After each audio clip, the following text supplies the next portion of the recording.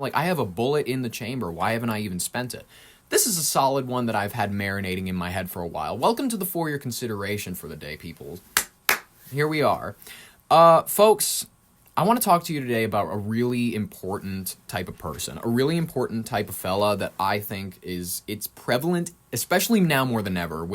We had our big conversation yesterday about how politics nowadays, it's a trend. It is getting hotter than ever. People like the youth are getting into it because of figures like Dean Withers, because of figures like Hassan, because of these people who sit on stream all day and they rant talking points at you. There's DNC shills like Harry Sisson and shit like that. And then there is a grand world out there that is just designed to get kids into politics for the sake that it's trendy and that it looks cool when you support a Democrat or when you support a Republican. Depends on who you want to appeal to, really. That's how a lot of kids are. They want to look at which social group has the greater standing, and then they will appeal to that one because they're like, oh yeah, they model most of my views, so I'm gonna lean towards them. Whatever. You know, they're going to buy the Kamala Harris camo hat that has Harris Waltz in blaze orange camo. Folks, I want to bring up something near and dear to my heart. Local municipalities. Yes, folks, I want to bring up how politics isn't just national, it's local. It's in your town, it's in your city, it's in your neighborhood. I get into a lot of conversations with people my age and older about politics, and I've noticed an interesting pattern in these people who have the most intense opinions about politics.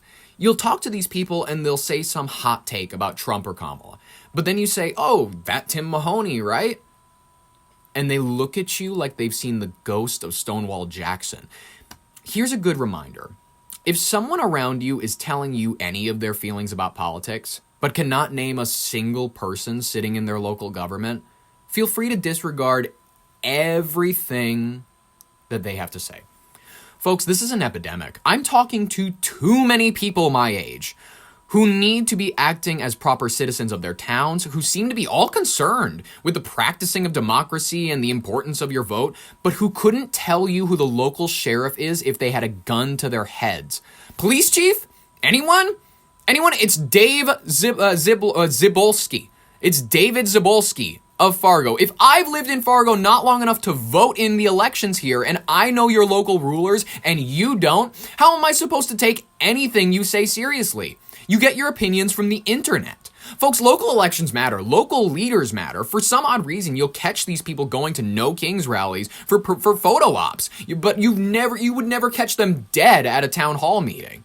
Politics are hotter than ever. AOC proves that alone. She's the bartender who will let you do a belly shot and then steals your money for another tax the rich dress. Now more than ever, the space is being flooded by the human version of brain rot. Chronically online weirdos who should just maybe they should just get into the James Gunn DCU or something because their penchant for cosplaying and being silly, it could service that world 10 times better.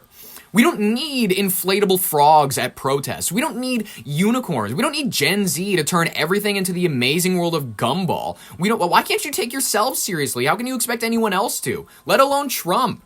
If you want him to listen to you, you have to take yourself seriously. And sadly, people, especially nowadays, for some reason can't take anything seriously. My point here is this. Before you throw out another warning about democracy falling away, before you want to panic some other heart to make your own feel better, how about you learn a thing or two about your local elections? I promise you, they're more secure than MSNBC wants you to think. Republicans continue to kick our asses because the Democrats' instinct to loss is to lick wounds. It's to go, I'm not president, don't bitch at me. No, loser, you ran a shit campaign and didn't prep a speech once. You lost the election, girly, not us. Stop lying. This was not the closest election in recent American history. That's a bullshit line that every Kamala supporter here in this country will tell you. Even if they were alive for Bush v. Gore, they'll just memory hole that entire Supreme Court ruling, the recounts, everything. Fuck Al Gore. He wasn't the closest in recent history. He didn't even lose every single swing state and the popular vote like this snatch did. Folks, drop Joy Behar. Drop Sunny Hostin. She's a lawyer who knows little to nothing about the law. And just like Republicans, she will bend it to suit her agenda. That's fine. The View has done more for Trump, more than Trump ever has to set women back. I'm going to be honest with you. Of all the bright women I've ever met or seen in this world, none of them are on The View. My lesson here is this. Invest in localities. The world wants you to go global. That's bullshit. And it only solves the problems of the rich people that pass the money around. Care for your family, care for your community, and care for your home. Good and kind politics will grow out from there. And we have to stop the blame game. If we ever want to win any decent election, we have to, by the way, we have to stop embracing these sore losers. These sore losers who want to go and write a book about how everybody else made a mistake and they were clean as a whistle. I'm sorry, but if the Democratic Party chooses Kamala Harris as their candidate for 2028, we are going to lose. Not only are we going to lose every single swing state, we will lose even more. There is not a chance that they can make this woman marketable. There is not a chance. She is kryptonite. She is poison. She has proven it before and she will prove it again. I voted for her last time. I had full faith in the idea that maybe she could pull it off. Maybe she could do it. And she didn't. She failed us. She failed you. She failed everybody. She failed. We didn't fail her. We turned out. We did our part. We did what we were told to do, and she failed. And if we choose her again, if we don't learn our fucking lesson this time, if we do not learn our lesson and we get behind somebody who can speak decent, a Bill Clinton type figure, I don't care if it's a woman, I don't care what color they are. If they can speak decent, throw them on the ticket. If they are a better person at word salading, if they're a better, more decent speaker than her, yeah, decent. Do it. Fuck it. Tulsi Gabbard. Why not? She was left-leaning until you pushed her out of the party. This is not an exaggeration. And if you cannot say these things honestly, I'm sorry, you're not ready to have an adult conversation about politics. People can be pushed out of the party, especially when the party refuses to condemn crazy ideas. Folks,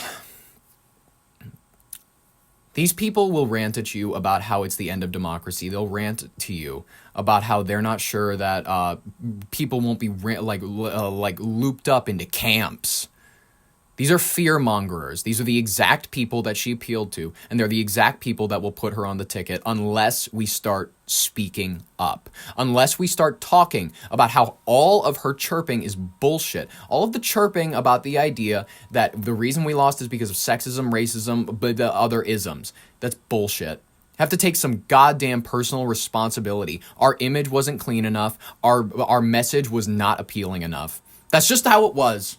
And by the way, it's crazy to hear my party, it's crazy to hear people of a left-leaning volition rant about how democracy is on the ballot this year and how it is our responsibility to protect the democracy. And then when people actually do practice it, when they practice it in a landslide, suddenly a democracy is lost. Suddenly it's over. Suddenly Hitler was elected, guys. I know one thing about history, and that's that the Weimar Republic elected the Nazi Party, that the Nazi Party actually was the one that was elected. Hitler himself was not on the ballot, and he was appointed by his administrators. And if you would know that if you knew anything about history and you didn't just take talking points from Rachel Maddow. When someone is able to talk intelligently about their local municipalities, then you know that they are an adult enough human being to talk about anything national. But before that, they are teenagers, they are hippies, they are children putting on the mask of adulthood in order to sit at the adult table. That's all it is, and that's all it ever will be. So I'm sorry to break it. I'm sorry to be the bearer of bad news, ladies and gentlemen. Politics is not a trend. It's not a fun little brat summer hoodie that you can throw on. It's not fake virtue signaling. It's not sitting around posting black squares to fix racism. We got to work on our image, folks. And once we start cleaning that up, I don't know, maybe we can get somewhere. But you know what? I don't want to waste any more of your time, ladies and gentlemen. I think that's enough of the beautiful Tuesday energy.